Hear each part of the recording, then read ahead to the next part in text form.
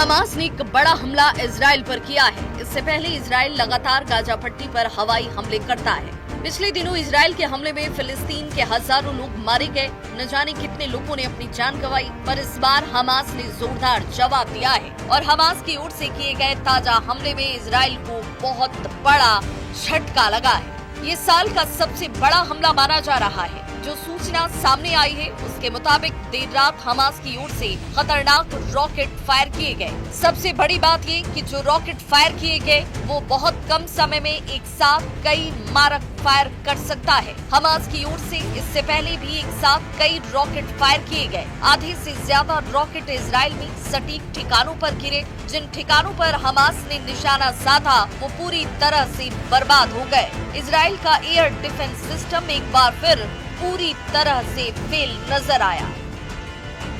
Israel का iron dome system इन rockets को रोक नहीं पाया। इजराइल की ओर से कहा गया कि कई जगह रॉकेट्स गिरे हैं और जिसकी वजह से भारी तबाही मची है और इसकी तस्वीरें, इन हमलों की तस्वीरें सोशल मीडिया पर छाई हुई हैं।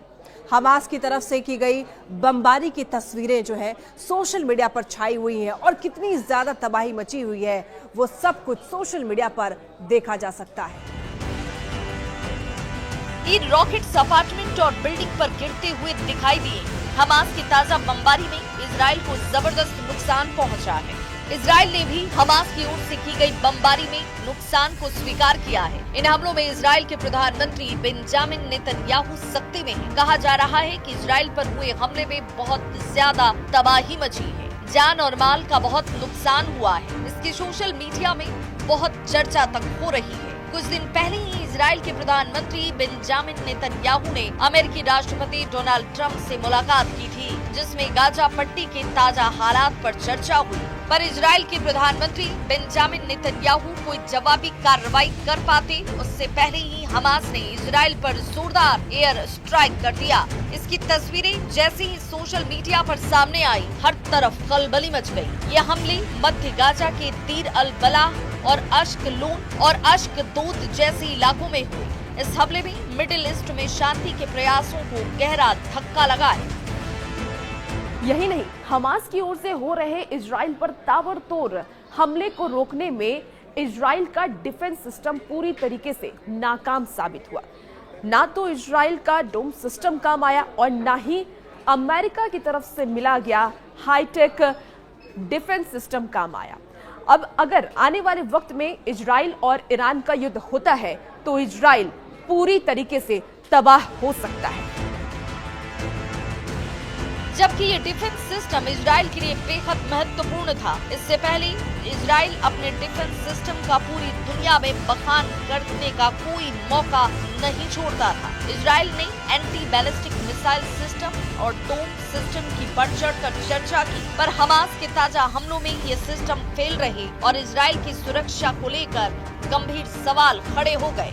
अब हर तरफ यही सवाल उठ रहा है कि आखिर इजराइल का सुरक्षा तंत्र क्यों फेल साबित हुआ। हमास को ऐसे ताकतवर हथियार कहां से मिले जिसने इजराइल में जोरदार तबाही मचाई। गाजा पट्टी में पिछले कुछ दिनों के अंदर इजराइल ने जबरदस्त तबाही मचाई थी। इजराइल की सेना गाजा पट्टी के कई अंदरूनी इलाकों में पहुंची थी। इसके बावजूद हमास ने हार नहीं मानी और इजराइल पर जोरदार बमबारी करके पूरी दुनिया को चौंका दिया।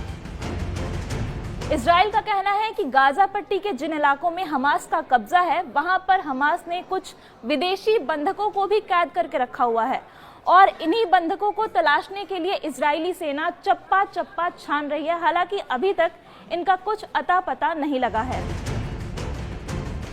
ये भी कहा जा रहा है कि ईरान की ओर से हमास के अल कासिम ब्रिगेड के पास लगातार गोला बारूद की सप्लाई हो रही है। इन हमलों ने साफ संकेत दिया कि हमास झुकने को तैयार नहीं है। हमास ने ये कह दिया है कि इजराइल लगातार हमले करता रहा तो बंधकों की सही सलामत वापसी पर कोई वादा वो नहीं कर सकता है। इजराइल अमेरिका से चाहे कोई भी डील कर ले। हमास ने दावा किया कि फिलिस्तीनी गाजा पट्टी से हटने वाले नहीं हैं। अगर इजराइल जबरदस्ती फिलिस्तीनियों को गाजा पट्टी से हटाने की कोशिश करेगा तो इजराइल की ये कोशिश सफल नहीं होगी।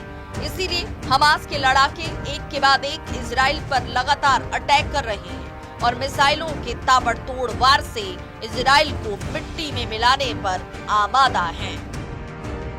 उधर हमास के हमलों के जवाब में गाजा पट्टी के विभिन्न क्षेत्रों में इजरायली हमले में कम से कम 19 फिलिस्तीनी मारे गए। गाजा सिविल डिफेंस का कहना है कि गाजा शहर के उत्तर पूर्व में खास करके जो इजराइल ने निशाना बनाया घरों को, उसमें 10 महिलाओं और बच्चों को मार दिया गया। गाजा पट्टी के उत्तर में जबालिया क्षेत्र में इजरायली सेना ने 3 लोगों की हत्या कर दी और अन्य को घायल कर दिया। गाजा पट्टी के दक्षिणी शहर खान यूनुस में इजरायली ड्रोन हमलों में कम से कम 2 बच्चे समेत 5 लोगों की जान चली गई।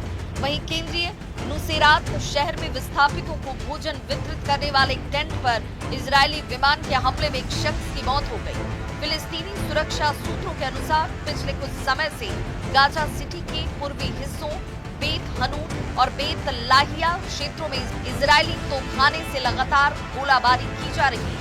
इस बीच हमास के सशक्त विंग अल कसर ब्रिगेड ने एक बयान में कहा कि उसके लड़ाकों ने गाजा सिटी के पूर्वी हिस्से में स्थित अल वफा अस्पताल के पास 3 इजरायली मकारवा 4 टैंकों को निशाना बनाया।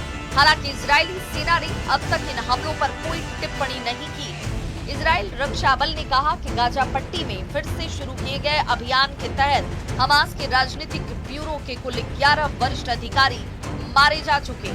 फिर से शुरू किए गए अभियानों में अब तक वायुसेना के 350 लड़ाकू विमानों और लगभग 1200 आतंकी ठिकानों पर हवाई हमले किए गए। 100 से अधिक लक्ष्य सटीक हमलों में नष्ट किए गए और गाजा पट्टी में आतंकी संगठनों के सैकड़ों आतंकियों व सैन्य कमांडरों को मार गिराया गया है।